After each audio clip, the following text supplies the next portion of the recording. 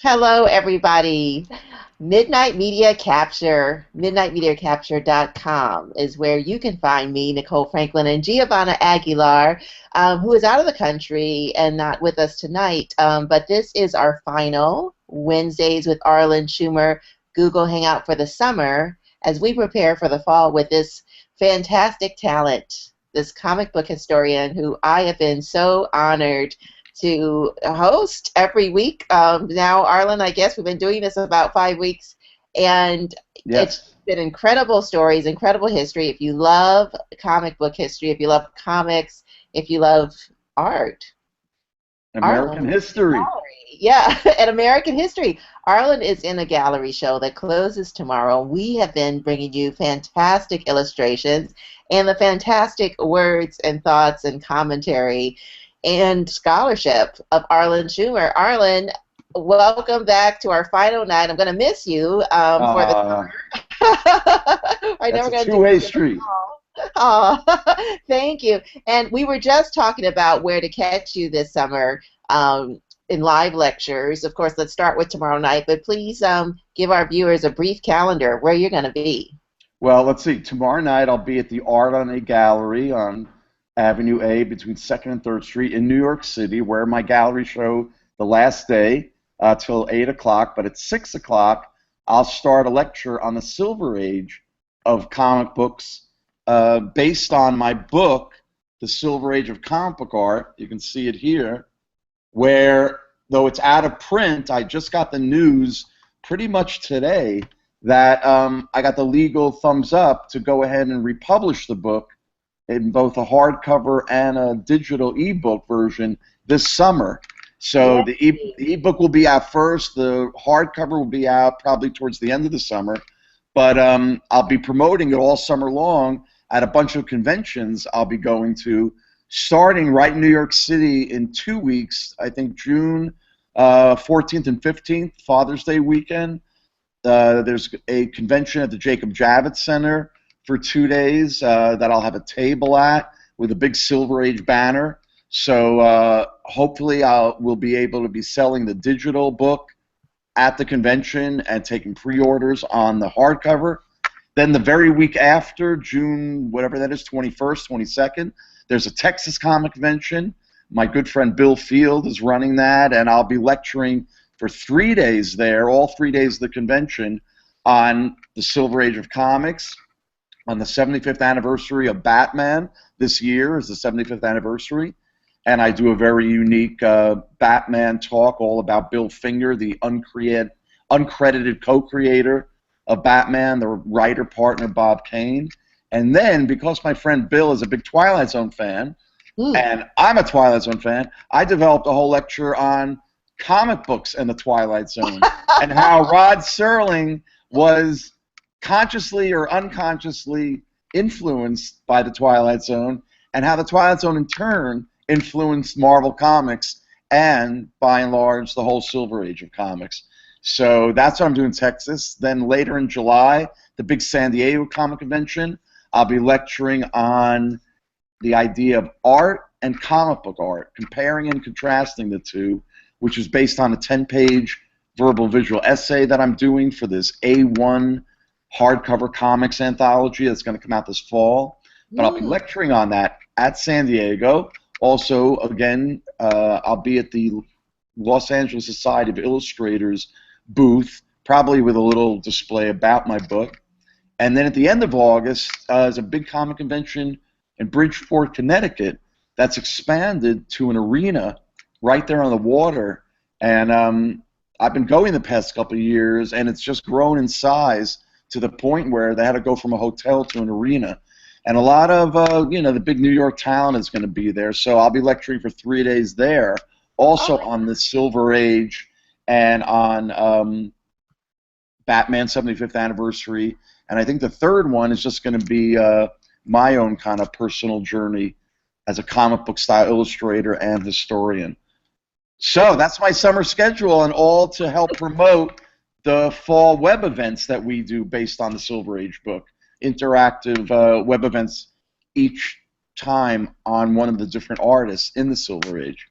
Yes, tonight we are going to have an overview of the Silver Age of comic book Yes. history with Arlen. He is so wonderful putting all this together in a book, in a digital book that we're going to talk about tonight. Again, tonight's just an overview, but we have so much to get into. Yes. The details are fantastic. The personalities, it's just the tragic stories of even the guys doing the artwork. Well, it's got everything. Comic book history is American history. It's pop culture history.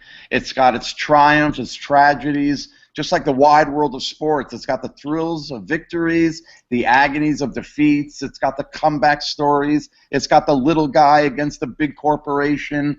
It's got money. It's got power. It's got Hollywood. It's animated, live action. It's a little bit of everything. And with that, let's go right into the Silver Age of comic book art, shall we?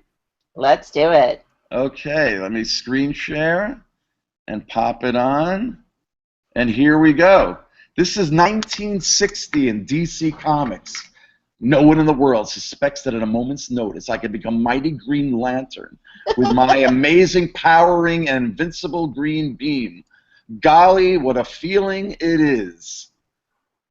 That's Green Lantern, 1960. But 10 years later, in 1970, the same character gets hit on the head by a can of beans thrown by his partner, a superhero named Green Arrow, who begins the 1960s looking like this. So how did comic books go from art that looked like this, that was about man's supplication to science and technology? This is where America was in the early 60s, looking up to progress and the future. And then at the end of the 60s, the death of the counterculture, the dying of the dream, you've got this image of a Christ-like protester chaining himself to an SST. So how did the story of superheroes go from establishment superheroes, represented, of course, by Superman, to anti-establishment, counterculture, anti-heroes of the later 60s? This is therefore a story of superheroes in the 60s and a story of comics and how they mirrored what was happening in the counterculture at the time. The 60s, of course, begins not right on the decade, not right on the turn of the year of 1960, but in the year 1963 when Kennedy gets assassinated by Oswald. These images that have come to represent the iconic images of the 60s and everything that turbulent decade represented, the civil rights movement, the protests in this country against the Vietnam War, more political assassination, Martin Luther King, and of course pretty much ending with a death like it began the 60s with John F. Kennedy's brother Robert. Images like this, the icons of the 60s, were captured in Life magazine, which was the main place where Americans got their iconic images of how the decade was progressing. The heroes of the 60s, before the 60s became the 60s, was the cowboy, best exemplified by John Wayne. But what happened in the 60s was that the outlaw became the hero. The hero became the anti-hero, and pretty much the first film that did this was 67's Bonnie and Clyde, taking the Western outlaws and turning them into heroes. You have Butch Cassidy and the Sundance Kid, 1969, which turned the outlaws into heroes. You had the urban cowboys of John Voight and drug addicts like Dustin Hoffman here in Midnight Cowboy. The same year, 1969, you had cocaine dealers as heroes, and even one of them here, Peter Fonda, shown in the classic Easy Rider. His name is actually Captain America by 1969. That's how the Marvel Comics heroes were turned on their heads, literally.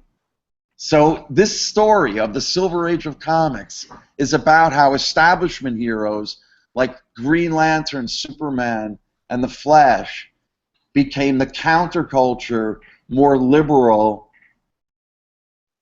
super anti-heroes of Green Arrow, Spider-Man, and Doctor Strange. And the 60s is called the Silver Age, and this is the cover of my book that this talk is based on. The 60s is called the Silver Age because the 1940s, when comics began with the debut of Superman in 1938, became known as the Golden Age of comics, the birth of the superhero. And if we look at the very first panel on the very first page of Superman, we see that his writer-creator, Jerry Siegel, wrote that Superman was a champion of the oppressed. Stories like this in the Superman's very first issue in 1939 are all about how Superman is championing universal peace. Well, how does Superman do that with his superpowers? Is that, you know, he actually does things like this in the very early issues. These are landlords. No, these are politicians. And he's threatening to smash the remaining pillar unless they basically come to an agreement. You have him going to Europe and standing down political dictators who are anonymously drawn here when he says that, I want you to fight it out amongst yourselves. That was Superman's style of justice. Of course, as World War II begins, he's actually going to Europe in stories like this and holding Adolf Hitler accountable. Soon covers begin to appear on the early issues of Superman that actually show him fighting World War II by proxy. And before long, Superman was so embraced, and comics, superhero comics, boomed with World War II because for servicemen, they were fun, they were colorful, easy to read, and quick, and took their minds away from the real death in battle. Here's a Superman emblazoned on a World War II bomber plane based on this image of a promotional campaign for the first media usage of Superman, the Max Fleischer cartoons that were made in 1940, only 2 years after Superman debuts. Within the comics, they create a fan club, the Supermen of America, where they want kids to sign up and be part of this club. So everything in Superman and the early superhero comics wed forever the superhero to the American ideals of truth, justice, and the American way. If you cross Superman with Uncle Sam, you basically get Captain America, who was created by two American Jews, Jerry Simon and his artist partner, Yaakov Kurtzberg, who, of course, you might know better as Jack Kirby. They create Captain America a year before America enters the war in World War II in order to raise the consciousness of America, which was isolationist. They didn't want to fight what they called Europe's war. So Captain America #1 debuts in March of '41, overnight success. They dress actors up in Captain America costumes to stump for war bonds. That's how successful Captain America is. And then other comics start to imitate this idea of actually going to war and fighting Hitler. So all the early superheroes start fighting a proxy World War II, mostly on the covers, like this. There's the debut of Wonder Woman, and she's fighting what they call the Jap-Nazi rats. Over at Marvel Comics, the DC competition, you've got the Human Torch and the Submariner destroying both men and artillery in lurid, explosive covers like that. You've got other superheroes, Captain Marvel teaming up with a superhero version of Uncle Sam, who's actually given his own comic. All the other DC superheroes are going to war, Flash, Green Lantern.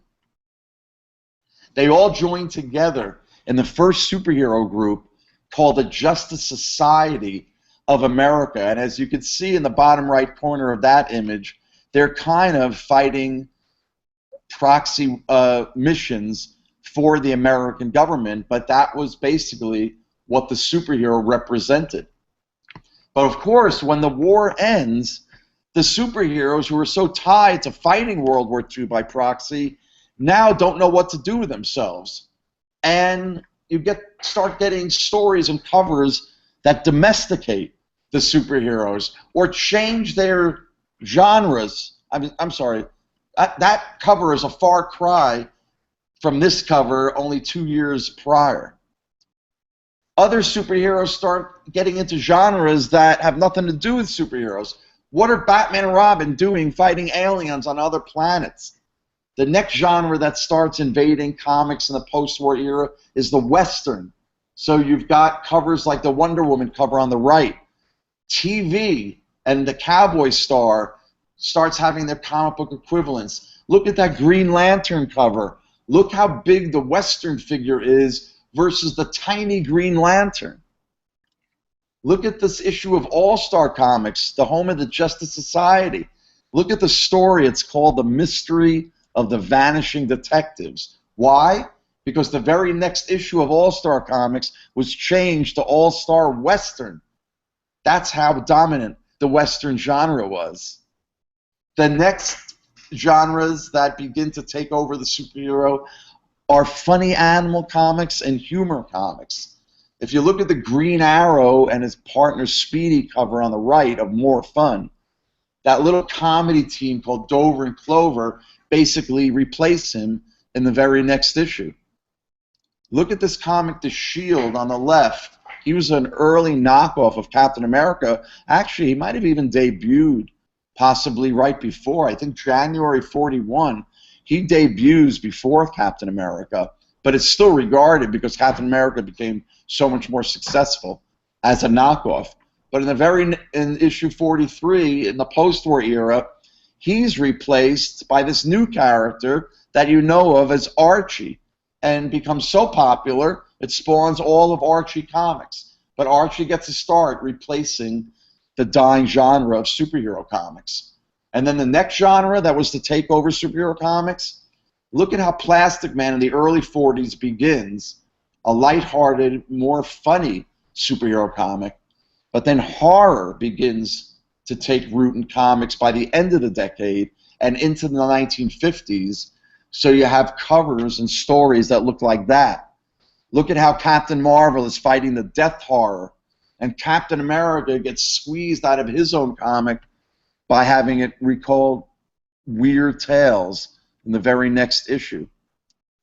The kings of the horror comics were the EC comics, which also did science fiction comics and humor comics, like one called Mad that maybe you've heard of. That became Mad Magazine, and that's the last vestige of EC comics. But in the early 50s, they were dominant with lurid, sensationalist covers and stories like this, but they were also the biggest sellers.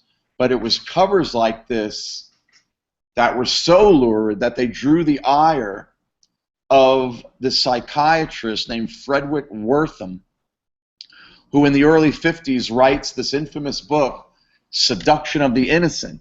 He had researched juvenile delinquency and found out that many juvenile delinquents read comics, so he came to the idea that, well, if juvenile delinquents read comics, comics must cause juvenile delinquency. And the book became very popular, to the point where amongst politicians they started to create investigations into whether these comics should be banned, all to, of course, save the children.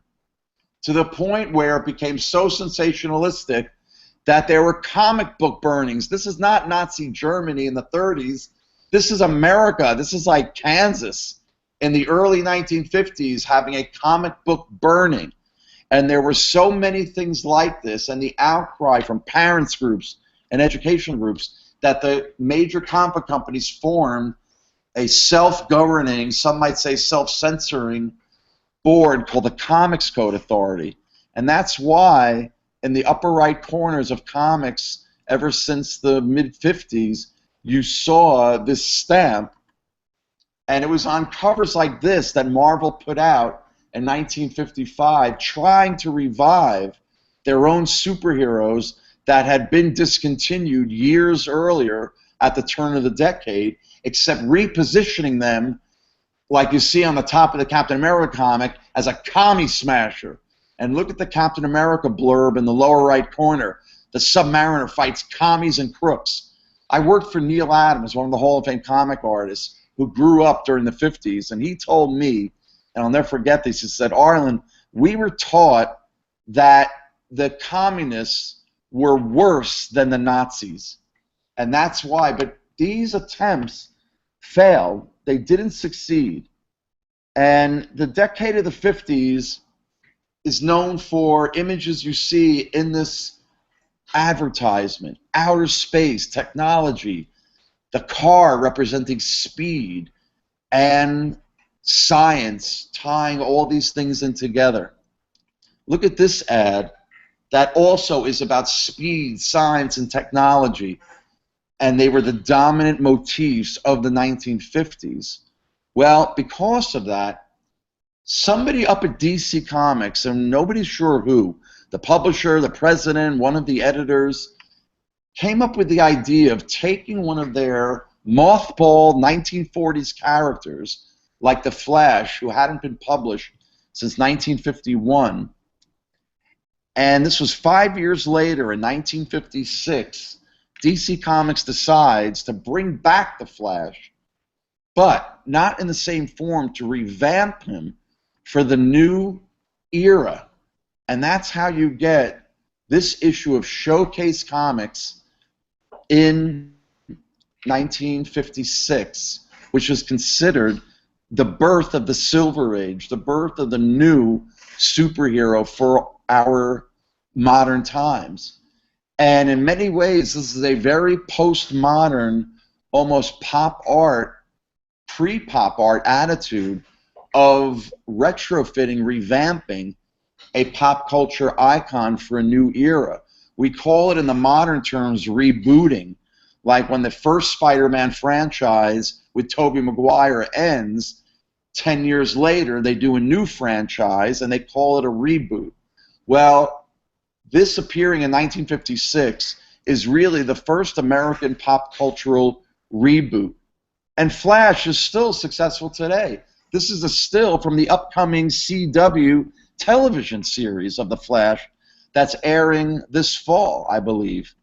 Here's a close-up shot of this Flash for the television screen. I'm not that crazy about the outfit. Number one, I don't like the maroon color instead of bright red. When I think of the Flash, I think of the DC Comics Silver Age character drawn by the artist who represents the DC Silver Age of all artists, Carmine Infantino. Even his name, Carmine, means red. And the Flash is the character he's most identified with. Why? Because Infantino's delineations of speed in a two-dimensional graphic format, using these type of strobe effects, multiple images, motion lines, the tools of a cartoonist trade, are still to this day the graphic standards for doing two-dimensional depictions of speed that have influenced artists, graphic designers, illustrators, and to this day have still been unequaled and have come to exemplify. In many ways, the Flash works better as a two-dimensional character drawn this way than he actually does as a live-action character. Look at that cover, Menace of the Man missile. The idea of the missile from outer space or shot from another country, the atomic bomb, was hanging over the era like nothing else. And when Russia launches Sputnik in 1957, a year after the debut of The Flash, it throws America into immediate competition to get into space against the Russians, and they needed speed, science, and technology to get there. Well, we saw speed turned into a superhero like The Flash. And in the American culture now, The test pilot becomes the new hero, as you see in this advertisement that I found somewhere. But the test pilot becomes the hero that's going into the upper reaches of outer space.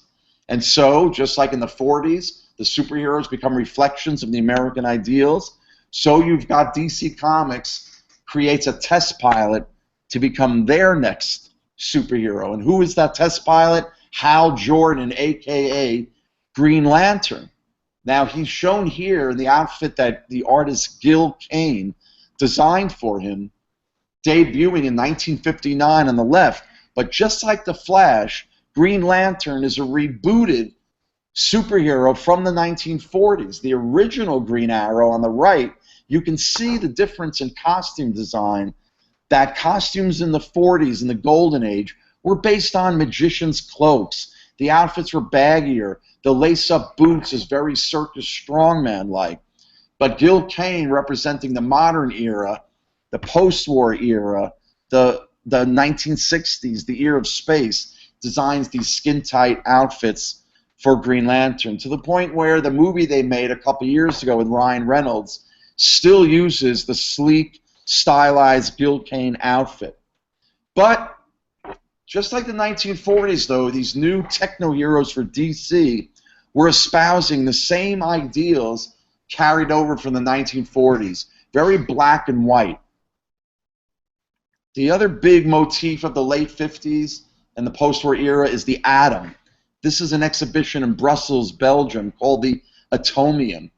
The atom was seen on so many commercial products. Wherever you went, you saw this atom diagram. So what does DC Comics do? They create their superhero called the Atom. And he's research scientist Ray Palmer, shown in this image that I believe typifies the entire era that I used in my book and in the beginning of this presentation, as representing America in the early 60s, looking up in awe and wonder and beholden to the promises of the 60s of science and technology. Kennedy saying, we'll put a man on the moon. Here's, of course, what the Atom looks like in a superhero outfit, drawn by Gil Kane and designed by him. But again, just like the Flash and Green Lantern, the Atom was a revamped DC hero from the Golden Age, and all he was, nothing with science or technology, he was a little guy who was really strong. And that was enough to don that circus strongman type outfit with the mask and call himself the Atom. And you can see how Gil Kane's version was updated for the new decade. But there's Ray Palmer espousing the philosophy of the day to students and by proxy the DC Comics readers, that they should follow science. It may lead you to the stars. Same thing Hal Jordan was espousing in Green Lantern comics. Someday Earthmen will be flying a supervision of my craft to the moon, to the planets. This was just mirroring what America was being shown in Life magazine and on television. And if you read Tom Wolfe's The Right Stuff, the glorification of the astronaut as the modern superheroes of the day. Here's the famous Life magazine lineup of the Mercury astronauts. They looked like they were wearing superhero outfits, and they even had a type of mask, which was the helmet. Once again, DC Comics creates its spaceman superhero that they called Adam Strange, Earth's first spaceman. And he used to teleport between Earth and this other planet in another solar system called Ron. And Ron was an exotic planet where he would have adventures, also drawn by Carmine Infantino, the artist who drew The Flash. And you could see in images like this how his figures, like The Flash, weren't muscle-bound. They were lithe, they were limber, and they even had an almost feminine beauty to them if you look at this Adam Strange image. But there he was on Ron and now back on Earth, and in images like this, you could see how, just like the 1940s Justice Society, the new characters of the 1960s were also fighting proxy battles for the American government and representing those American ideals. So just like you had the Justice Society in the 1940s, in the early 60s, DC Comics takes all of its revamped, remodeled heroes and some that were grade B characters left over from the 1940s, like Aquaman and Wonder Woman, and they joined together and formed the Justice League of America in 1960 and becomes super successful, pun intended, making DC Comics the leading comic book publisher in the early 60s. Its competition was called Atlas Comics. Now, if Atlas doesn't sound familiar, you might be more familiar with the name they changed themselves to, which was Marvel Comics. At the time, the urban legend has it that the publisher of Marvel Comics, Martin Goodman, had a golf date with the publisher of DC Comics, Jack Leibowitz. And Leibowitz is bragging about the sales of Justice League of America. So Goodman goes back to his son-in-law at Marvel Comics, who happens to also be the head writer, the only writer, and its editor, Stan Lee, changed his name from Stanley Lieber. He had recently teamed up with industry great Jack Kirby, who we saw earlier having created Captain America in the 40s.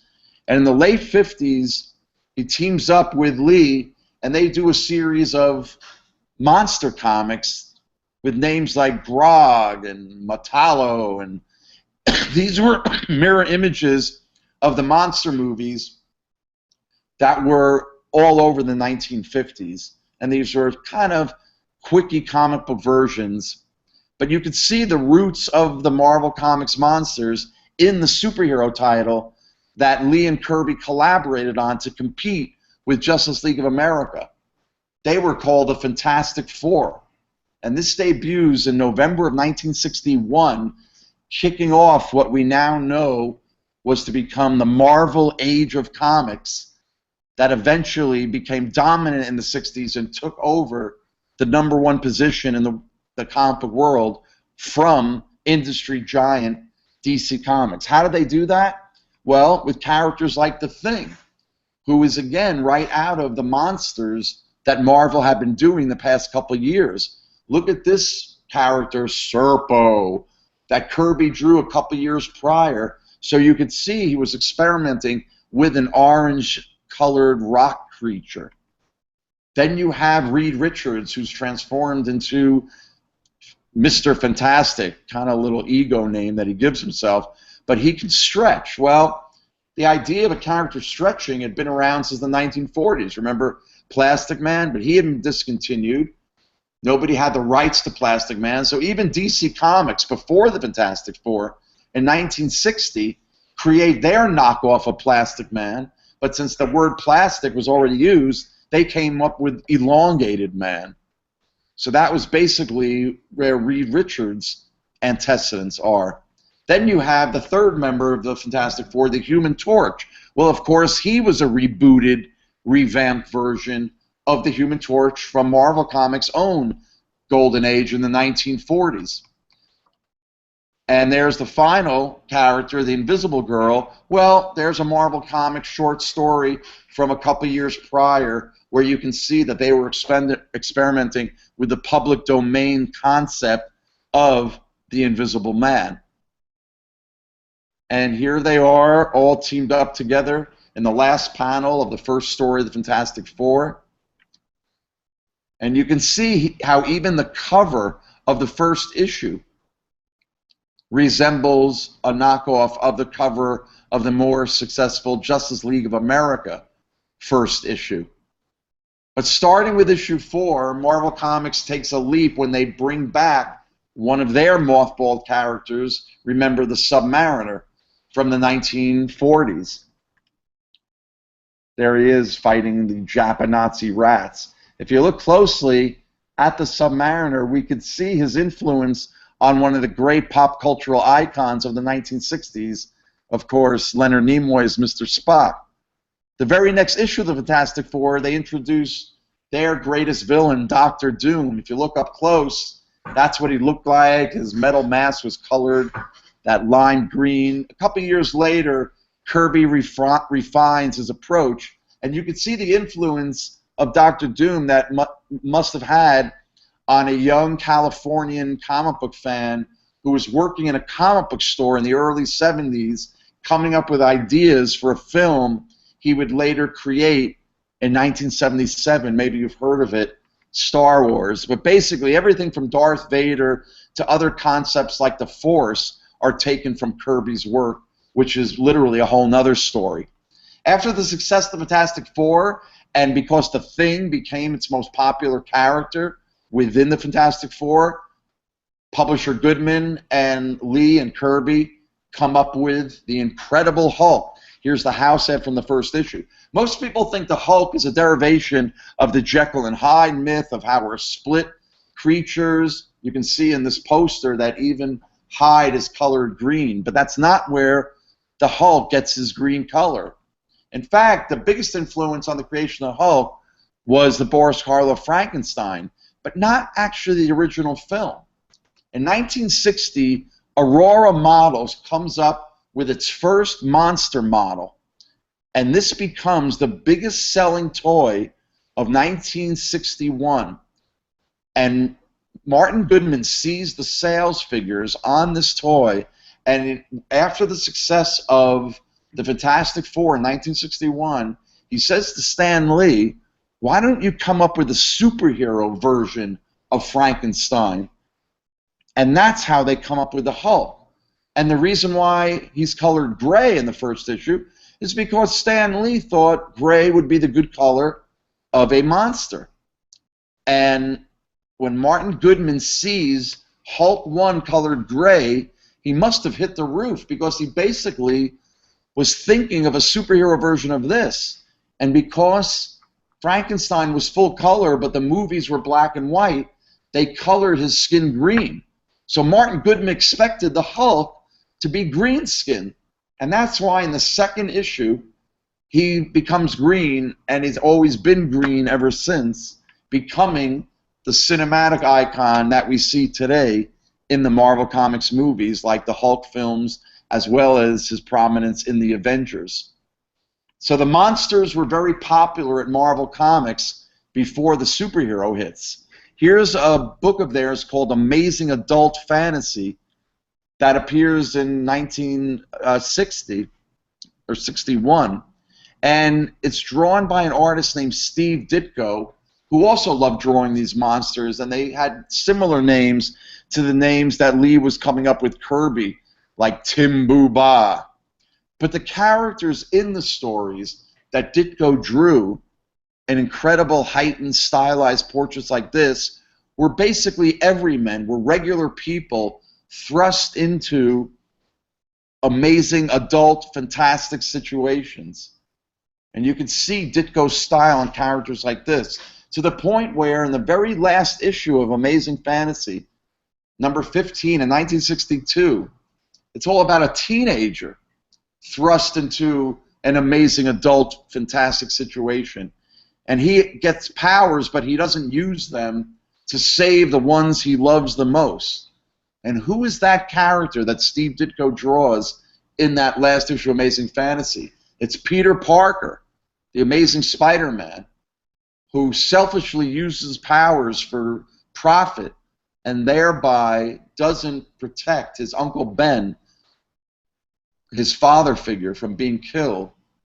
And that is why you get Spider-Man appearing in 1962 and becoming the success, because he was basically a kind of a Twilight Zone type story. Because what was Twilight Zone but not amazing adult fantasy? So it was the irony in Spider-Man's origin that Lee and Ditko were influenced by the Twilight Zone, and that's what made Spider-Man and the design of Steve Ditko's Spider-Man costume so successful. In fact, the appeal of Spider-Man as one of the great superheroes that come out of the 60s and the first super anti-hero is that costume designed by Ditko. It's probably, I consider it the most creative and unique costume design in the history of comics, and it's a design that the movie makers perfectly realized when they made the Spider-Man movies starting in 2002.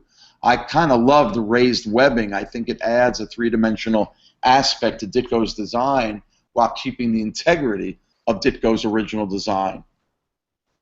And it was the death of Uncle Ben, it was the ironic and the guilt that Parker felt that was very different from the origin of Batman, in which Bruce Wayne, as a boy, sees his parents killed in front of his eyes. That was more of a subconscious guilt, whereas Parker's guilt was conscious. But the difference between Spider-Man that separates him from all other superheroes that precede him is that all the other superheroes, when they got powers, or like Bruce Wayne, immediately swore to fight crime. Not Spider-Man, not Peter Parker. When he first gets his powers, he goes on TV. He wants to make money. Spider-Man was reality television 40 years ahead of its time. Spider-Man's attitude in the very first issue in the origin story is so anti-authoritarian, predicting the coming generation gap of the 60s. And Ditko's crude artwork was perfect for these fresh emotions. I ought to run you in. Save your breath, buddy. I've got things to do. Look at the difference between Spider-Man, a teenager, anti-establishment, and over at DC Comics, the older establishment hero, respectful of authority. Look how the artwork in DC is slicker versus the cruder artwork of Steve Ditko. And that's because Spider-Man was an anti-hero. He was hated by the public, and J. Jonah Jameson, shown in the center there, ran editorials decrying him as a freak and a public menace. That's why Spider-Man winds up not in adulation of crowds like Superman and the DC techno-heroes, but is left alone, isolated in existential panels like this. Or panels like this, the last panel in the very first Spider-Man story, the size of a postage stamp. But when you show it like this, to me, it looks like a piece of German expressionist artwork. Spider-Man took place in the real world in New York City, not like the DC techno-heroes whose adventures took place in mythical cities like Central City. But on the other hand, I love Carmine Infantino's early 60s California modern kind of look, totally contrasted with Ditko's Spider-Man, in which Peter Parker lives in Forest Hills, in a Queens that we could recognize. Ditko's other hero lived in a mansion in Greenwich Village that Ditko drew like this. To this day, there are still Marvel Comics fans that go down to the village and are hunting for a mansion that looks like this. Whose mansion is that?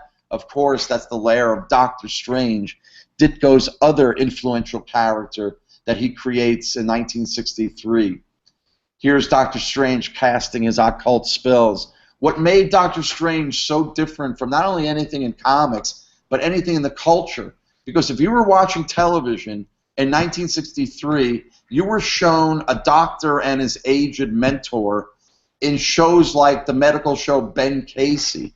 But at the same time, if you were reading Marvel Comics, you were shown an interaction between a doctor and his mentor in Steve Ditko panels like this that were psychedelia ahead of its time. Doctor Strange having some sort of mind meld. There were elements of Eastern mysticism in Doctor Strange, but the dimensions that Ditko drew were things that had never before seen in comics or in art. They were partly surreal, partly Dada, but basically in the 1960s, they influenced the posters that start coming out in the rock and roll era from the San Francisco Psychedelic Poster School starting in 1967. And all of the artists that created images like this all mentioned how Doctor Strange blew their minds, man, with panels like this that you would see echoed in psychedelic art that looked like this.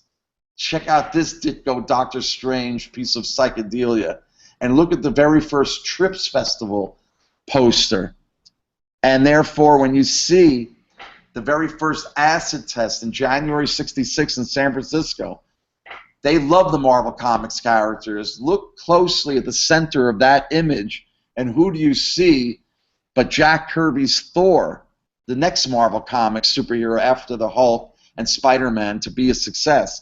You know, of course, the Thor from the recent movies. Here's the first film. Here's a still from The Dark World that came out a year ago. Of course, they choose to show Thor without his helmet. Whenever the Thor took off his helmet in the 60s, everybody thought he looked like a hippie. But even Thor had his antecedents by Kirby in the early 40s. On the left, he drew Thor as a villain, and on the right, the monster comics he was doing with writer Stan Lee had these sort of Easter Island type villains called Thor with a double R. Thor starts out in 1962 looking like this, drawn by Kirby. He was meant to be kind of Marvel Comics Superman because he could fly, he had super strength, but Kirby based him on the Norse god myths. And over time, Thor gets bulkier and gets more biblical in power, and so does Kirby's artwork mature as he works on the character. So you could see how panels like this echo the biblical heroes of antiquity like Samson. The way Kirby drew Odin, very regal, in impossible designs that could never exist in the real world. Even in the movies, they did a modest version of Kirby's vision with Anthony Hopkins as Odin. Odin figures in some of the greatest Kirby images, like this image that I have no problem comparing to and putting on the same plane as Michelangelo's Pietà. In fact, I just finished a 10-page verbal visual essay, of which this is a double-page spread, of an article, an essay that I wrote and designed that's comparing the great comic book artists like Kirby to the great fine artists. And this is a double-page spread in an article of which this is the debut spread called Art and Comic Book Art. And there I'm showing Michelangelo's David versus the great Neil Adams' Superman on the right. That's going to come out this fall. I'll be lecturing on it at the San Diego Comic Convention. But Thor's adventures not only took place in outer space and on other worlds like Asgard, but the secret of Marvel Comics' success was that they also put their heroes smack in the real world. This is June of '65. This is Thor fighting over in Vietnam. And this was at a time where Vietnam was just a blip on the American landscape. But Stan Lee was very savvy, and that's how Marvel Comics took hold in the 60s with stories like this that actually took place in the world of what was happening in the moment.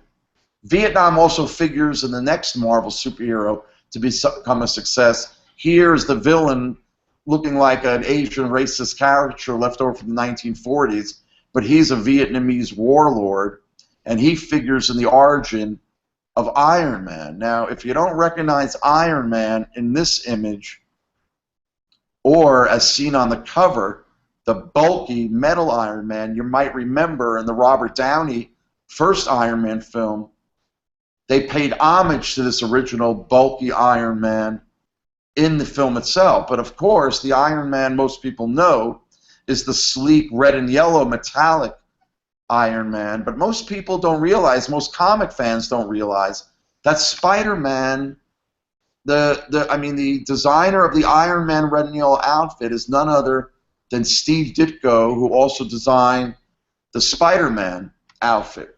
And you see here in the very first issue of the Spider-Man new outfit how they tried changing the bulky Iron Man to gold, but then it turned into the Ditko story. You can see here Ditko's costume design, always well thought out, and that's how you get the original Iron Man red and yellow design that you still see in the movies today. So Iron Man becomes successful in 1964, and that's the year that Marvel decides to bring back, after years, Jack Kirby and Joe Simon's Iron Man and make him part of the Marvel Comics universe. Iron Man teams up in the same... Iron Man splits his comic with Captain America, and Captain America literally becomes a smash success, leading to his popularity to this day with, in the movies, the actor Chris Evans portraying Captain America. But when he debuts in '64, he becomes the undisputed leader of the Marvel Comics universe to the point where he is made, in 1965, the head of the Avengers, which was the sort of Justice League of America of Marvel Comics. That's why Captain America, in this publicity still for the Avengers films, is seen as the leader. But again, back in the '60s, when Marvel Comics got its first media exposure in the cartoons in 1966, there's Captain America being shown as the leader of the group of characters that were translated. Look at this poster for the Los Angeles Museum of Contemporary Art when they had a major exhibition in 2006 of the masters of American comics, and of course they chose Kirby's Captain America, taken from this 1968 issue, as its leading image. Here's the most recent Captain America movie that just came out this spring, The Winter Soldier. After Captain America in '64 debuts, you've got the Marvel Comics character Daredevil, who begins in this sort of red and yellow boxers influenced outfit. In 1965, the great illustrator Wally Wood redesigns Daredevil to take advantage more of the Red Devil aspect. And that's the design that made it into the Ben Affleck movie of about a dozen years ago. That's considered to be a flop, but there is talk that Marvel Comics is going to resurrect Daredevil. The next successful '60s superhero comic from Marvel Comics was Lee and Kirby's X-Men, of course, a string of movies like this image for The Last Stand. Their Doctor Doom was Magneto, and he was translated by Ian McClellan in this design. If we take a close look at that Magneto mask that Jack Kirby designed, and we come into this close-up, what do we see but one of the major influences of Roy Lichtenstein's famous pop art painting of 1965, the image duplicator. Pop art was so successful with images like this and taking off on comics that for a brief time in 1965, Marvel Comics actually retitled their comics in the little box on the corner of the covers, Pop Art Productions. What did Lichtenstein do that made him the leading pop artist of our time? Well, he would take original comic book panels like this DC Comics romance panel, and he wouldn't just trace it robotically. He would actually, like a graphic designer, redesign the art, and by painting it large and not keeping it a small panel, he artistically transformed it into art. Look at what he did with this DC Comics panel that I've slightly tilted for a reason. Why? Because it's the other major influence on the image captor. So to the people who criticize Lichtenstein, oh, he just mindlessly traced comic panels, no, he designed his images. Magneto crossed over years later from comics into pop culture when Paul McCartney writes a song about him, Magneto and the Titanium Man, another Marvel Comics villain, and puts out a single in 1974 from his Venus and Mars album. Here's a shot of the tour. There's McCartney performing on the left, Linda McCartney all the way on the right, and there's the image that was drawn by a Marvel Comics artist named George Tuska, essentially a knockoff of Jack Kirby. Here's McCartney and Linda meeting his hero, Jack Kirby, after the show in 1974. McCartney, like all the Beatles, were comic book fans. They couldn't read music, but they could read comics, because look at what's up on the organ there. That's not sheet music. Those are DC Comics. Look at this color still of Lennon. Look at all that. Mostly DC Comics they were fans of, not Marvel Comics, but they were comic book fans. And in fact, it's funny. In many ways, Lennon and McCartney revolutionizing rock and roll in the 1960s is similar to the team of Lee and Kirby. who with the Fantastic Four in the Marvel Comics universe recreate comic books for the 1960s. And the connection is actually even tighter than that. This is the classic Meet the Beatles album cover. Well, 3 years before, when the Fantastic Four #1 debuted, publisher Martin Goodman didn't like the name that Lee had originally chosen for the title. He called it the Fabulous Four. And Goodman didn't like it, and he had him change it to Fantastic Four. If Goodman hadn't made that change, they would have been the first Fab Four 3 years before the Beatles debuted. Well, by 1966, the Marvel Comics universe that Lee and Kirby create gets themselves the first media exposure in a double-page spread story in Esquire magazine using Jack Kirby's art. It was images like this that came right out of the comic covers that Kirby was doing, as this famous cover from 1965 showing the wedding of Sue and Reed, and only Kirby would take on a cover like that showing all the Marvel Comics characters that he had a hand in creating or co-creating. But Kirby wasn't done in 1965 with this universe of characters. He creates more starting in 1966 that go off into different levels. This issue of the Fantastic Four debuts 2 characters that would become Marvel Comics mainstays. You've got the godlike Galactus in green, but then you've got this little character in silver. Who is that? Is he riding a surfboard? Well, Kirby was influenced by the first major documentary film about surfing, The Endless Summer, that debuts in 1964. And along with the Beach Boys, it was the surf culture that makes its way to the East Coast that influences Kirby to create a herald for the godlike Galactus that Stan Lee, when he sees the penciled pages, dubs him the Silver Surfer. Look at his surfboard that Kirby originally draws, very big and bulky, but within 1 year, he refines the surfboard to the Fantastic Four, to the Silver Surfer character that we've come to know and love. And it's funny, they wanted to make a Silver Surfer movie for years, but special effects could never make that happen until they developed to a point where they could. Because for many years, comics were ahead of special effects in terms of visualizing things that couldn't possibly exist in the real world.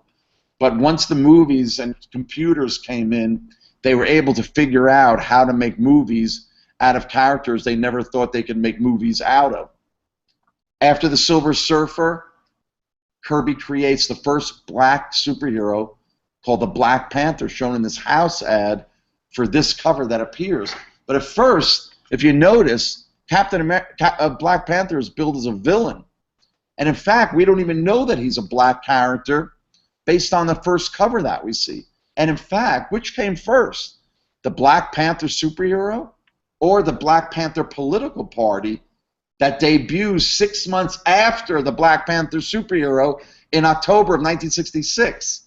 The Black Panther Party claimed that they got their logo and name from a voting rights organization in Alabama in 1964 that called themselves the Black Panthers, in turn copying their logo from a college in Atlanta, Georgia. So that's their story, but the bottom line is the Black Panther appears 6 months before, and I guarantee you somebody in San Francisco was reading Fantastic Four. Look at this rejected cover of the first Black Panther. Notice his face. He's drawn with a half mask, and all accounts point to the fact that Marvel Comics thought if they showed a black superhero on the cover, that the Southern distributors in 1966, in the middle of the Civil Rights Movement, wouldn't put these books out for sale. In fact, look at Jack Kirby's original design for a character called the Coal Tiger, C-O-A-L, based on a leopard-like denizen of Africa. And look at that proud, beaming black man, no mask at all. But obviously that couldn't fly in 1966. So instead, we got a fully masked superhero that we didn't even know he was black until later on in the story. He takes off his mask, and lo and behold, he's the son of an African prince. I mean, he's the prince, son of a king in Africa. And here's the Kirby-drawn panel of this mythical land called Wakanda. And they're sitting on this very valuable mineral called vibranium that is worth so much money, but yet it keeps the peace in this mythical country of Wakanda. But could it be that Kirby was subconsciously or consciously basing this character on a real-life black African king named Masumensa?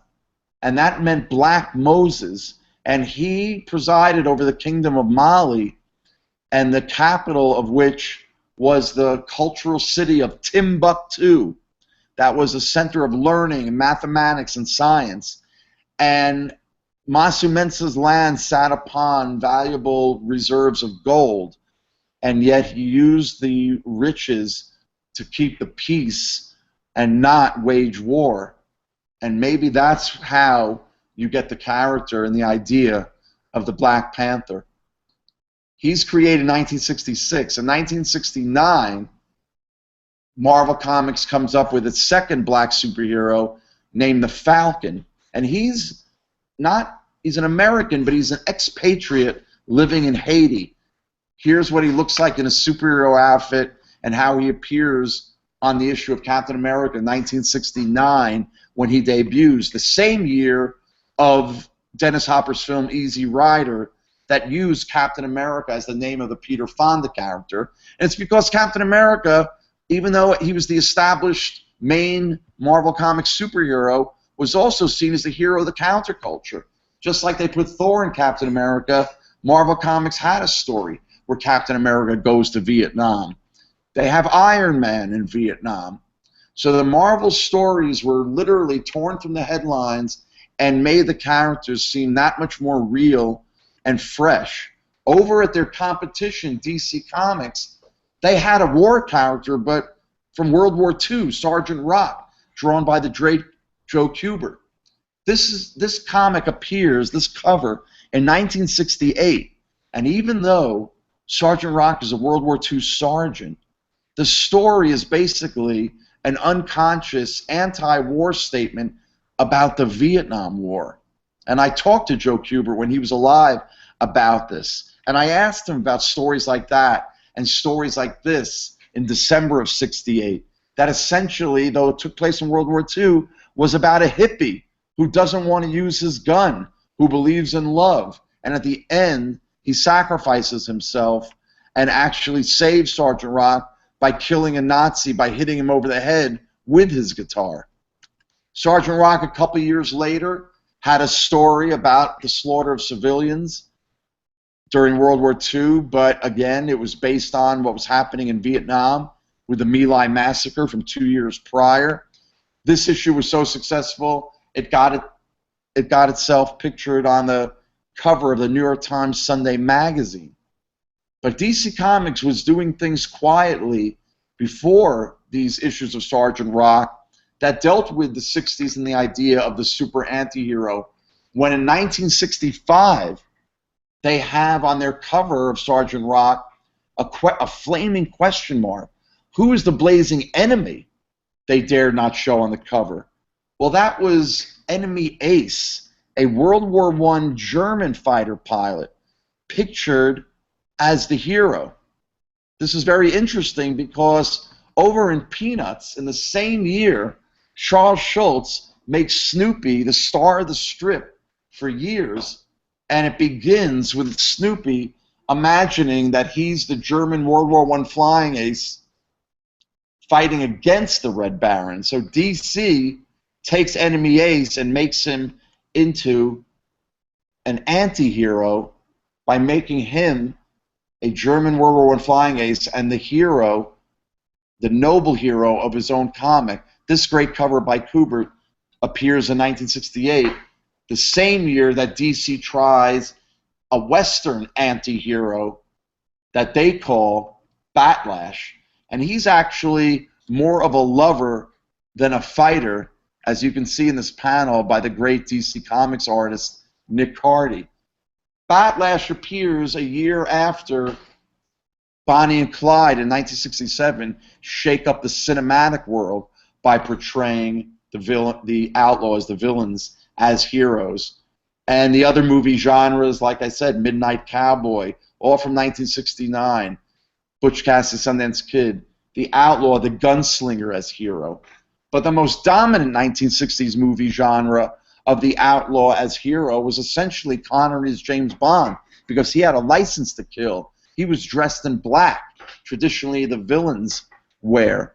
But he was really the first cinematic anti-hero, and the influence of the Bond films was felt in comics. Over at DC, they handled it rather goofily, as shown in this Jimmy Olsen cover. But over at Marvel Comics, Lee and Kirby decide to take their Sergeant Rock, named Nick Fury, and bring him into the mid-60s and make him a James Bond knockoff. It becomes very successful, to the point where in 1966, a new artist joins Kirby, and we see his name here we had never heard before, and it was a guy named Jim Steranko. And what Steranko did was he would take images of Kirby like this. By the mid-60s were the definitive versions of superhero power, and Steranko would do his versions of Kirby. You could see how he was taking the Kirby dynamics of speed and power, but amping them up a level. This is a Steranko double-page spread, and while you can see the Kirby influence in the figures and in the burst lines and motion lines, you can also see the sleek Steranko graphic design evident in spreads like this.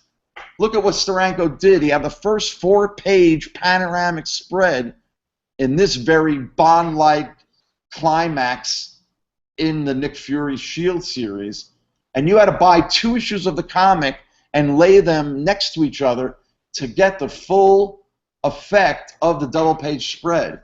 Look at the pop art effects that Steranko is bringing into his work. This is 1968.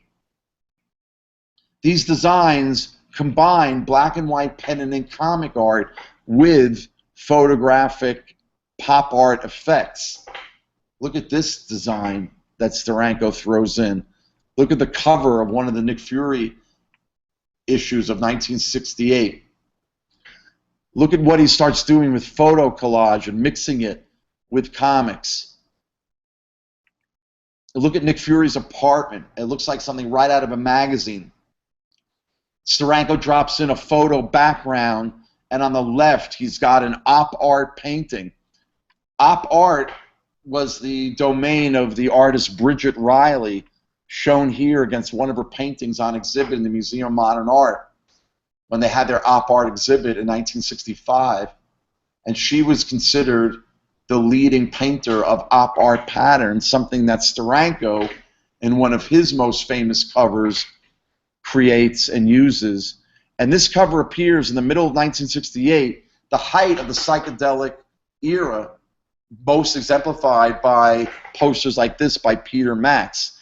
Everything Steranko did was psychedelic in its own way. His layouts, like this, were groundbreaking and revolutionary and influenced other artists at Marvel Comics, like Gene Colan, who started drawing Doctor Strange after Steve Ditko leaves Marvel.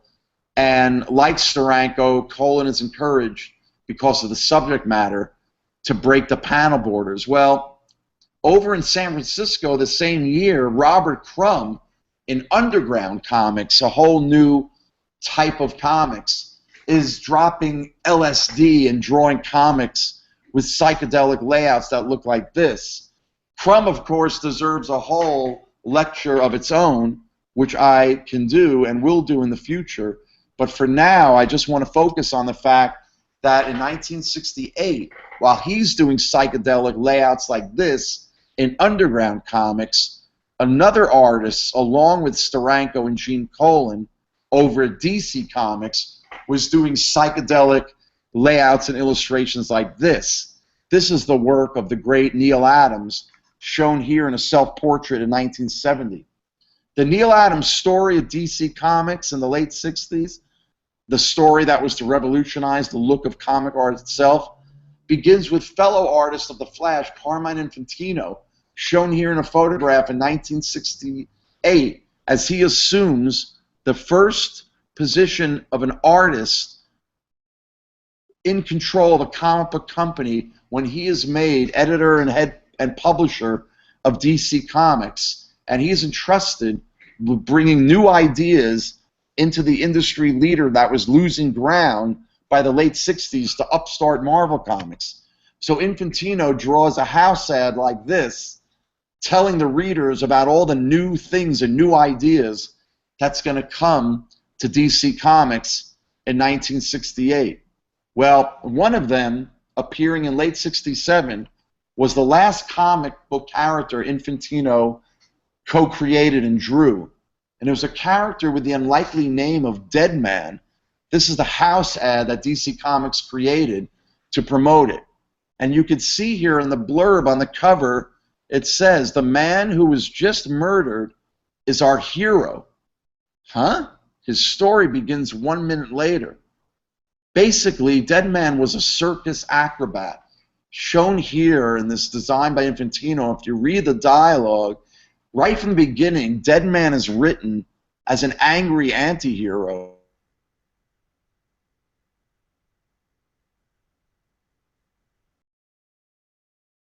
Not idealistic or joking at all.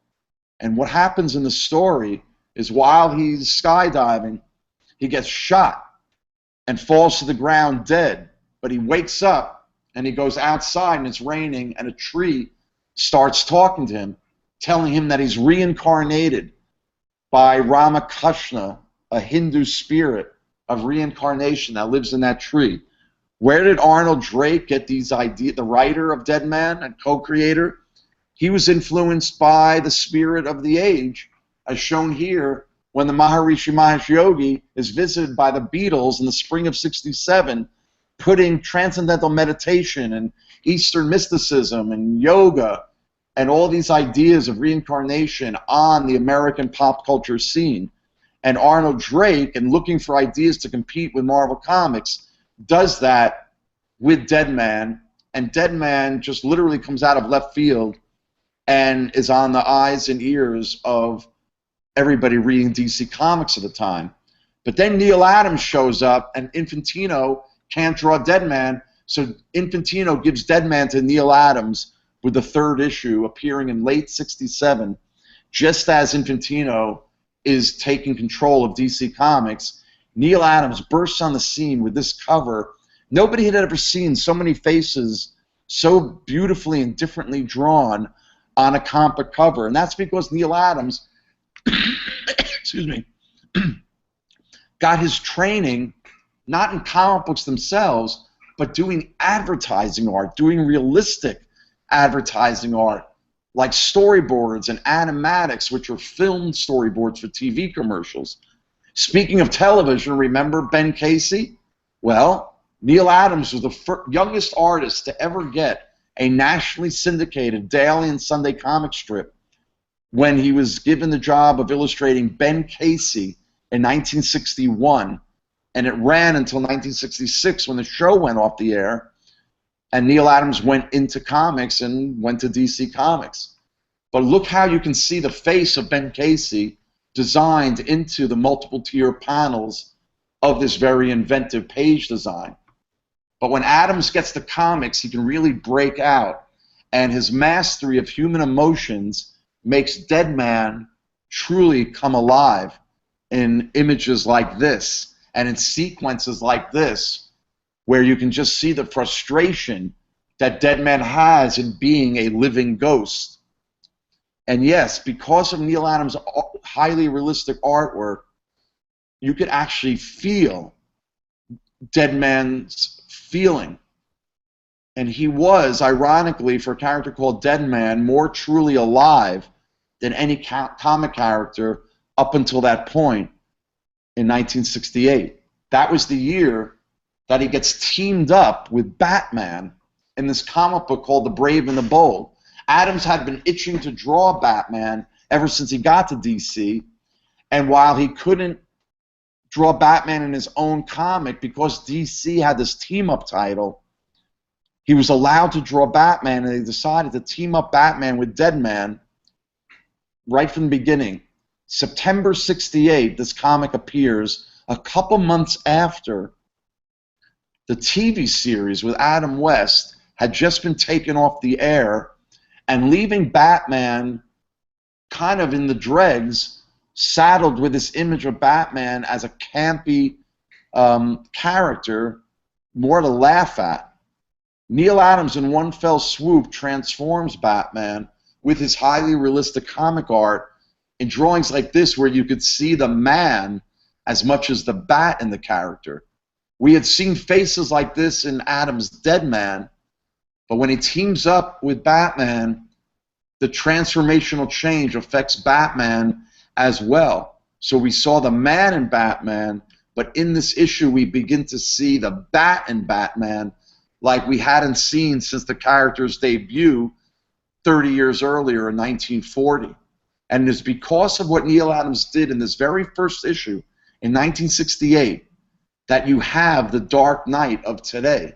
Because if Neil Adams hadn't rescued Batman from the TV show, you would never get the Dark Knight today. A year later, in that same team-up title in 1969, Batman is teamed up with DC's Archer character named, named Green Arrow. Green Arrow, he's got facial hair, a mustache, a beard. No superhero had facial hair, but coming out in 1969, this is what characters looked like, and Neil Adams was drawing right from life. Green Arrow began the 60s looking like any other cardboard DC Comics character. But what Adams did is he went back to the original source of the Green Arrow outfit, which was Robin Hood. So you can see in this poster from the Errol Flynn 1939 swashbuckling movie that Adams took the Green Arrow costume and brought it back to its Robin Hood origins, to the point where the television show, The Arrow, that's successful today, is heavily influenced by Neil Adams' design that appears in that issue in 1969. That was the year that Time magazine, Life magazine had its end of the 60s issue, and by the end of the decade, Marvel Comics was triumphant in the culture. Their characters embraced everywhere. Here's the Hulk on the cover of Rolling Stone in 1971. The Marvel Comics characters were right on the leading edge of what was happening in the culture. So during Women's Lib in 1969 and 70, they bring together this band of female superheroes that they dubbed Valkyrie and her Lady Liberators. Spider-Man covers like this, in which, because Peter Parker was going to college at the time, was going to college at the time, were successful for Marvel. But whenever DC Comics decided to do stuff like that, it always came off a little corny. The DC Comics techno-heroes by the late 60s were left in the dust by Marvel Comics. DC didn't know what to do with their characters, so Infantino thought, well, if Marvel Comics characters have problems and that makes them more real, we'll give our characters real problems. We'll actually kill them. So both literally and metaphorically, by the late 60s, all those DC heroes are all meeting their deaths because DC didn't really know how to compete with what was happening in Marvel Comics. Their heroes, so successful in the early 60s, were literally drying up and dying by the end of the decade.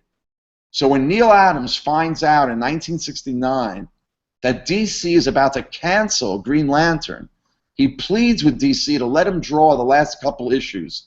So DC decides to take Green Lantern and team him up with that other green character that had been so successful earlier that year by Neil Adams, Green Arrow, and team them up. So this issue appears in 1970.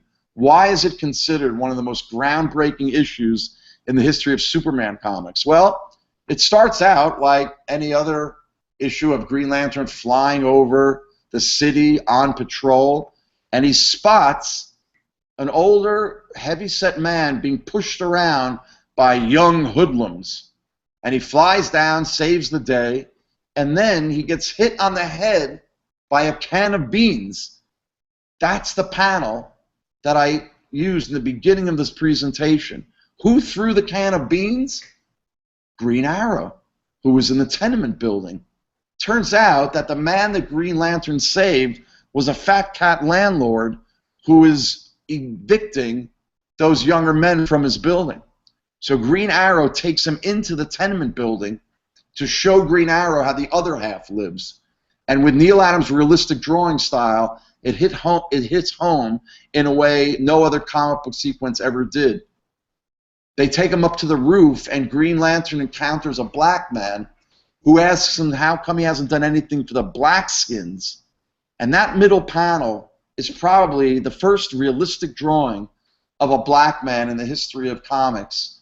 And Neil Adams drew that out of his head. People think he had a photograph that he used, and he says, nope, I would have died for a photograph like that. And this sequence is really when DC Comics techno-heroes are brought down to earth. And panels like this, that only Neil Adams with his hyper-realistic drawing style could have pulled off convincingly. Green Arrow, the writer Denny O'Neil, working through Green Arrow, pleads with the public and the reading audience and America that they should examine what was happening in the country. So literally, Green Arrow and Green Lantern go off on a series of adventures that are torn from the day's headlines. Charles Manson appears as a character in an issue. Agnew and Nixon appear as evil characters, a demented little girl with psychic powers and the older man who controls her.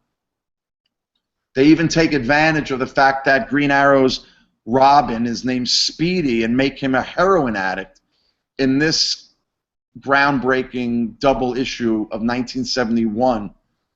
And the images that Adams drew, like this drug overdose, combining intense black and white artwork with the psychedelic background, and this almost silent sequence of Speedy going cold turkey that showed off Adams' mastery of anatomy and the human figure. The second issue, showing all the faces, was Neil's own homage to the Dead Man cover that he had done a couple of years earlier. Then they create the first true American black superhero with the debut of John Stewart, the black superhero in 1971. According to Neil Adams, he couldn't believe that DC Comics was going to create a third white Green Lantern in 1971. According to the Green Lantern myth, the Guardians of the Galaxy come to Earth looking for the most qualified man to make a Green Lantern. So in 1959, they pick Hal Jordan, white guy. In 1966, they come back and they pick Guy Gardner, white guy. And in 1971, Neil Adams was told that they're going to create a third Green Lantern, another white guy. And he says, are you kidding me? Forget the fact that you haven't chosen a woman. But you don't think there's another capable Earthman that doesn't have to be a white guy? And he said, we should have a black Green Lantern, not because we're liberal, but because it makes sense. And believe it or not, Denny O'Neil wanted to name the civilian identity Leroy Washington. And Neil Adams said, you've got to be kidding. And he comes up with John Stewart, out-of-work architect. And it was the heightened realism of Neil Adams' style that made panels like this and that hard-bit dialogue come across like no other comics had come across before. In that same issue, in a solo story, Green Arrow comes upon a riot involving black people, and he gets hit to the ground, and a black adolescent comes to rescue him. And in this incredible panel, you can feel the bullet enter him from the back. You don't even have to see the impact. The mastery of Neil Adams' realistic drawing pulls it off. And that's where I got this image of Green Arrow crying when, after an unsuccessful bid to save the child's life at the hospital, he dies, and Green Arrow walks off alone. And the power of that final image, the combination of the Xerox photo of the tenement buildings behind Green Arrow makes it one of the most powerful images ever created in the history of comics. They end their 13-issue run with this comic that was torn from the day's headlines. This appears in May of '72, and this echoes the real-life protests of the SST over in Seattle that were successful in shutting down production because the plane caused too much pollution. And that's why, to this day, there are no SSTs in this country, and that's where this image comes from. That is one of the most magnificent images Neal Adams ever created. And here's how the protester, the Christ-like figure, dies, causing Carol Ferris, Green Lantern's real-life girlfriend and the owner of the aircraft, to say, "I suppose progress must always claim victims." And in this magnificent panel, wordless, that shows Adams' mastery of human emotion and drawing, that you feel the indignation on the part of Green Lantern. And that's why the next panel, in one fell swoop, he destroys the aircraft. And when they say, "That was a $9 million aircraft," Green Lantern says, "Send me a bill." That's how America and comics went from this panel, from 1960. That's why America went into Vietnam, because America thought it had an amazing power ring and invincible green beam. But by the end of the '60s, Neal Adams' realistic art enabled panels and sentiments like this to echo America itself, which was older, maybe wiser, but a lot less happy. That was America by 1972 when this image appeared. That was the impact of Neal Adams' realistic art on comics, which had its influence on the generations that followed. Frank Miller was a devotee of Neal Adams, and it was his Dark Knight that brought a new awareness of comics to the mainstream. Oops.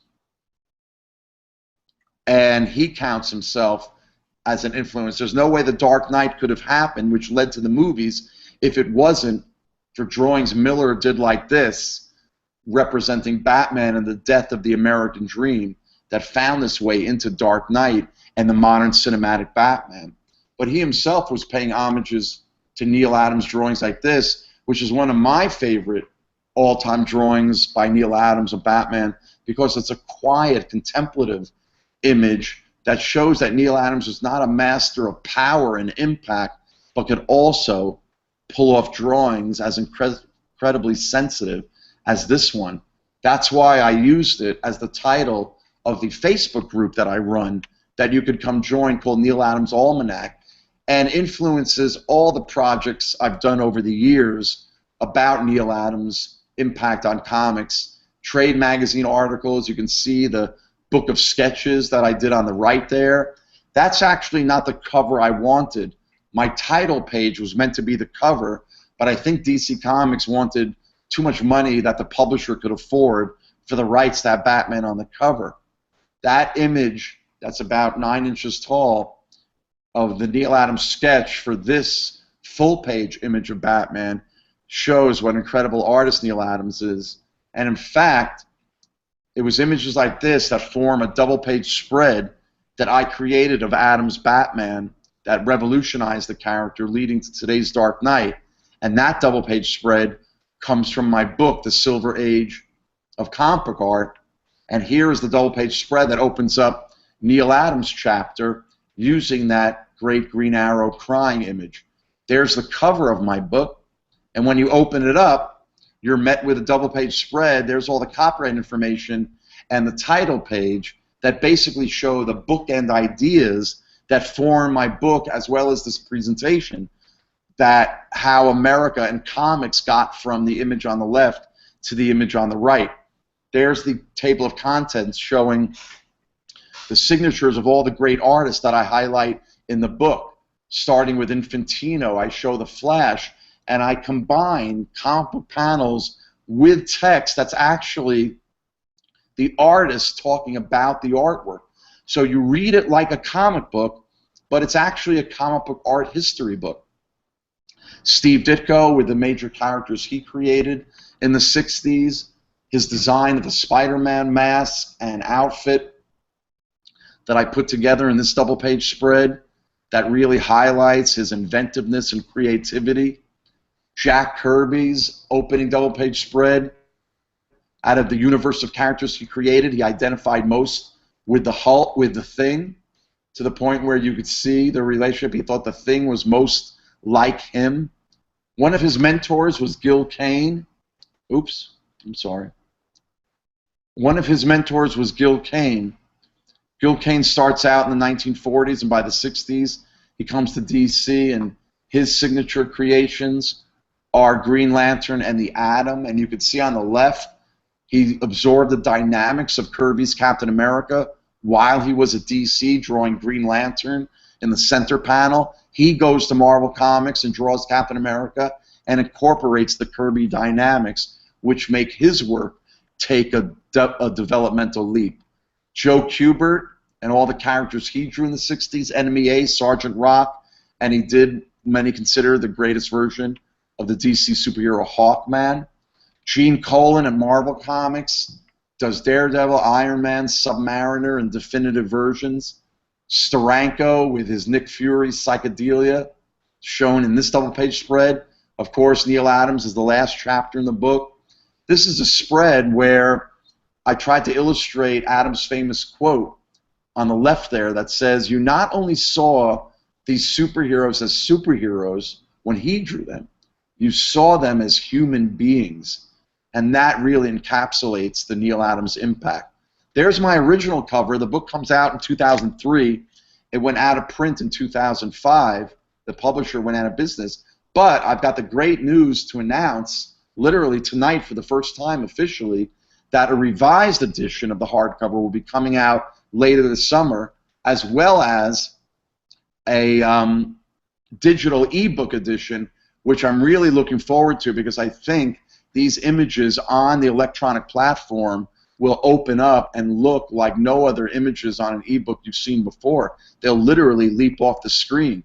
There's my original ad that I wanted to run, but Marvel Comics thought it was too close to Doctor Strange. I saw it as a kind of a parody and self-portrait, but you'll only see it here momentarily. And coming in the fall with Midnight Media Capture.com, who, thanks to their generosity and kindness, I was able to do the series of Google Hangouts. I am happy to say I'll be debuting a series of live interactive web events in the fall based on the book coming back out, and each night's talk will be about a different artist in the book shown here. One of those artists in the upper left corner of this image, you can see Kurt Swan, was the definitive Superman artist of the 1960s and the Silver Age. There's one of his most famous images, the wash-tone painted statue, which comes from the 1963 annual of Superman's 25th anniversary from his debut in 1938. Why was this comic, of all comics, so influential to me personally? Well, if you look at this picture of me in summer camp when I was 6 years old, that comic at my feet, if you flipped it over, if you flipped it over, is the Superman annual. It's the first comic book cover I can remember registering, and what a cover and what a character to come into. And that's why the last page of my book, The Silver Age of Comic Book Art, is this one-page autobiography called Man and Superman, in which I talk about how my brother and I were sent to summer camp early on, sleepaway for 8 weeks, so that we might find father figures in camp, because our mother was a widow. My father died when I was 4 months old. Well, the father figures I found were not the counselors, but they were the superheroes, as shown here in my idea of Mount Rushmore. There's a postcard I drew for my mother from summer camp. Other kids were writing, send candy. I was sending pictures of Superman that I was influenced by. The bottom half of the image on the left, there's me in 8th grade doing an oral report on the lawsuit between Superman and Captain Marvel claiming infringement. So I was always trying to bring comics into the classroom and do visual aids for extra credit. Oh, I'm sorry. And the last panel ends when I was wearing a goatee of a quote that a friend gave me from Albert Camus, the great existentialist writer. And my friend said, Arlen, this quote is you. And I read it, and he was right. And it says, a man's work is nothing but this slow trek to rediscover through the detours of art those 2 or 3 great and simple images in whose presence his heart first opened. That's the end of my presentation tonight. If you come to the Art on a Gallery tomorrow in New York City, you'll see the last day of my art show, and you'll see me deliver this talk live in person with many more images that I left out for tonight. As it was, I see I ran way over our time limit. But I hope you enjoyed every minute of it. And let me get back to my... We want to see your face. There we go. Arlen, that was a walk through history and a walk through time, and that was wonderful. The images were just so moving, and you know so much about everyone. It makes you just really feel your passion, and makes me want to go find my own superhero. I'll make you into a superhero. I'll find you. I'll find you inner superhero. That's right. I told you I would do that. No, but I really, really enjoy the art of it and the stories behind it. I just think these are so incredible. It really makes me want to dive into it more. Well, get really, the book. And of course, we're going to get but a signed copy of the book. It's funny. You know, it's such a rich subject, and there's so much that this is as streamlined as I can make it. And I noticed it was still an hour and a half lecture, and that was edited down. So I've got it, but it's like, in other words, I have to trust, Nicole, that my passion and enthusiasm will make you not notice the time passing and the amount of images I've shown you. You know, that was 412 images that we just went through. But I'd like to think and hope that people don't get bored, because especially in live, these were quick cuts on a PDF. But live, the images dissolve and fade, and the transitions are even more beautiful when you see the lecture actually live. Or, in this case, it'll be live streamed at 6 o'clock tomorrow if you can't make it to New York City. And if you go to their website, www.artonagallery.com, at 6 o'clock p.m. Eastern Standard Time tomorrow, you'll see the live stream of the lecture and how I make it come alive when it's live in person. It's going to be live there on Avenue A. Arlen, I had one question. Yes. The comic book artists, there was, well, I guess all of them, but they were trying so hard, to introduce new characters. Right. Did they have to pitch them before they put them on the page, or were the editors saying, hey, let's do what you want, let's try this out, and putting it out there for the audience to decide? Or was there, like a gatekeeping process that was Hollywood now? Well, put it this way, like any commercial art, nobody can just do something without anybody overseeing it, and it shows up on air or in print. Mostly everything is sketched out, concepts are shown to editors and publishers. In the case of The Atom, Gil Kane wanted more work, needed to make more money, and he noticed that DC Comics had a character in the 40s, so they owned the name The Atom. So he pitched it to DC saying, listen, you already know the name, I need the work. So he sketched out the character, and the publisher gave it the okay. So Gil Kane made his own way in that sense, but other times, like I said, characters come out of the minds of the artists, the writers.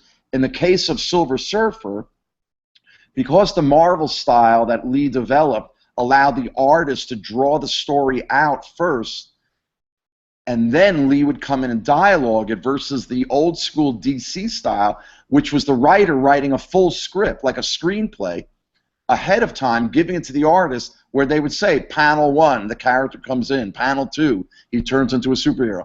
So in the Marvel case, it was Kirby was actually the storyteller, drawing the story out silently, like a silent movie on paper.